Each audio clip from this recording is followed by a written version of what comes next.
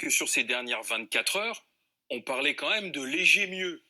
Donc, est-ce que c'est le proviseur Salomon qui est revenu tout de suite, pour éviter que les Français ne retiennent que léger mieux et entendent surtout que la situation reste grave? C'est ça, professeur Squara? Oui, je pense il y a pas un léger mieux, il y a un net mieux en Île-de-France. Oui. Mais Paris, c'est pas la France. Quand on regarde les courbes de la France entière, eh bien, ça frémit à peine. Et ce frémissement, on n'est pas sûr du tout que c'est pas une variation qui va être remise en question demain. Donc à Paris, on s'apprête à recevoir des malades de province.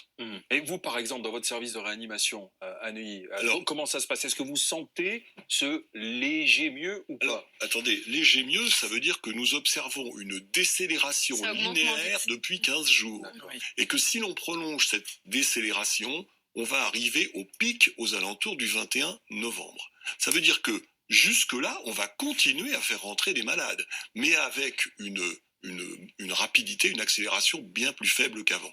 Nous, aujourd'hui, nous avons ouvert 10 lits de réanimation supplémentaires pour respecter nos engagements vis-à-vis de l'ARS, et ce soir, je ne sais pas, mais hier, il y en avait 5 de vides.